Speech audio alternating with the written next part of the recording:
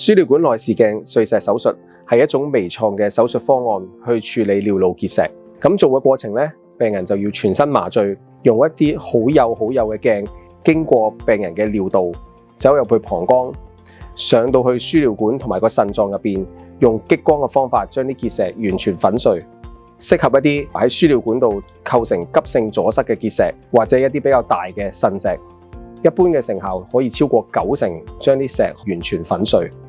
如果病人因為身體嘅狀況或者個結石本身嘅問題唔能夠接受體外衝擊波碎石，譬如話血壓太高啦，